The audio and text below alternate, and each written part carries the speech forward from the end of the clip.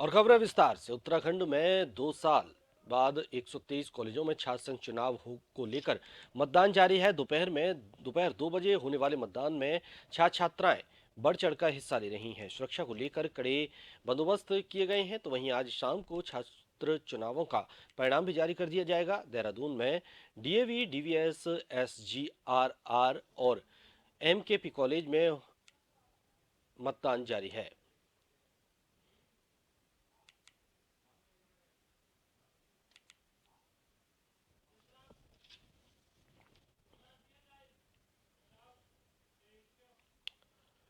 और ज्यादा जानकारी के लिए यशराज आनंद सीधे तौर पर हमारे साथ जुड़े हुए हैं। यशराज, आज 123 कॉलेजों में चुनाव हो रहा है, छात्र संघ का चुनाव हो रहा है 2 साल बाद। जाहिर है काफी गहमा गहमी होगी।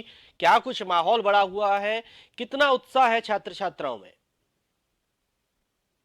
बताना चाह रहा हूं कि कोरोना के 2 साल बाद आज उत्तराखंड में फिर से विद्यार्थी परिषद का चुनाव कराया जा रहा है। विद्यार्थियों यहाँ पर मैं आपको बताना चाह रहा हूं कि डीएवी कॉलेज ये उत्तराखंड की सबसे बड़ी विश्वविद्यालय में से एक आती है, उसमें आज वहां पर चुनाव कराया जा रहा है। इसमें सबसे बड़ी बात यह है कि इसमें लगातार 10 सालों से अध्यक्ष पद के रूप में एबीवीपी का दबदबा कायम है और महासचिव पद के लिए एनएसयूआई का दबदबा कायम है।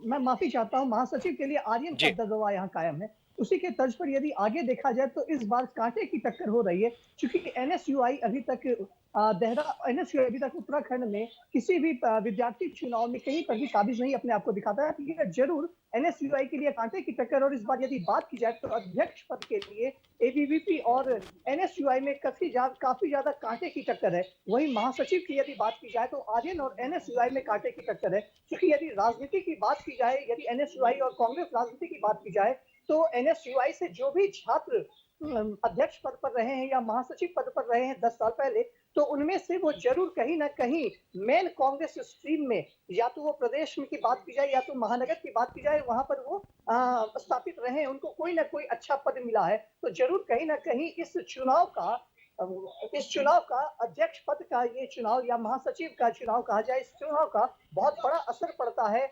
उत्तराखंड के राजनीति पर। तो इसीलिए यह बहुत बड़ी बात है। यहाँ पर चुनाव जो हो रही है यह अपने आप में एक बहुत बड़ा चुनाव इसको कहा जाता है। छात्र संघ चुनाव अपने आप में यह बहुत बड़ा चुनाव कहा जाता है। इसी जी। चुनाव को देखते हुए यहाँ पर काफी संख्या में पुलिस बल को भी तैनात कर दिया गया है। जी भानु जी। जी। यशराज, आज चुनाव हो रहा है और ये भी कहा जा रहा है कि परिणाम भी आज ही आ जाएगा।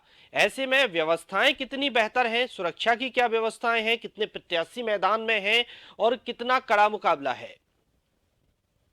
भानु जी, मैं बताना चाह रहा हूँ कि मैं सुबह से ही चुनाव पर नजर रखे हुए हूँ। और यहाँ पर जब नजर देखा गया कि यहाँ पर जगह जगह पुलिस के द्वारा बैरिकेटिंग बना दिया गया है और पुलिस की भारी मात्रा में पुलिस बलों को भी यहाँ पर तैनात कर दिया गया है। पुलिस यहाँ पर तैनात, तो यहाँ पर आरएएफ की टीम भी यहाँ पर लाया गया है।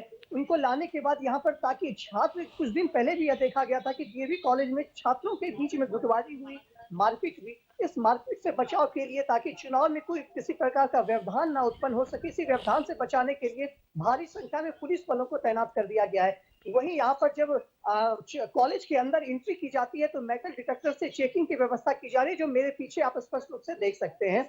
वहां पर मेटल डिटेक्टर से छात्रों की चेकिंग की जा रही है और उसके बाद छात्रों को अंदर डाला जा रहा है। वही यदि बात की जाए आज रिजल्ट के आने की, तो बिल्कुल आज 1 बजे तक चुनाव संपन्न कराने की घोषणा की गई। 1 बजे तक चुनाव संपन्न करा दिया जाएगा। वहीं दो दो बजे के बाद यानी 2:30 या 3 बजे से कहा जाए काउंटिंग शुरू हो जाएगी और आज ही रिजल्ट आ जाएगा। तो सबसे बड़ी जो बात यहाँ पर कांटे की टक्कर जो हो रही है वह महासचिव और अध्यक्ष पद के लिए कांटे की टक्कर हो रही है। तो देखना यह है कि 10 साल बाद क्या कांग्रेस अपनी वापसी कर पाती है, या भाजपा अपने अध्यक्ष पद पर फिर से दोबारा काबिज हो जाती है, या आर्यन जो ग्रुप है, आर्यन ग्रुप के छात्र महासचिव पद के लिए आ जाते हैं। यूं तो यहाँ पर 4 की टक्कर होती है। 4 यहाँ पे मुख्य बड़े बड़े 4 छात्र संघ है जिनकी टक्कर होती है। पहली एबीवीपी, एनएसयूआई, आर्यन और एसएफआई। तो इनकी टक्कर मुख्य रूप से होती है। तो अब यही देखना है कि किसके हाथ में ताज होता है।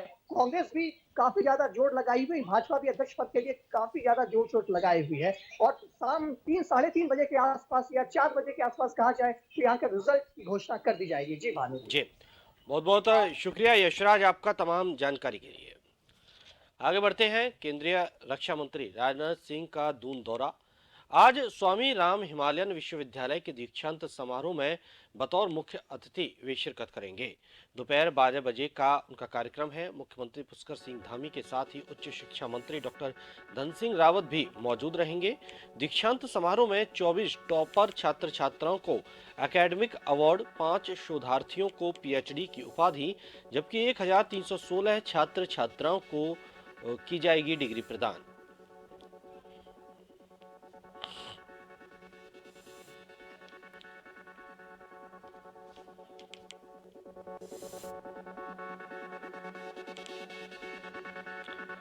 केंद्रीय रक्षा मंत्री राजनाथ सिंह का आज दून दौरा है।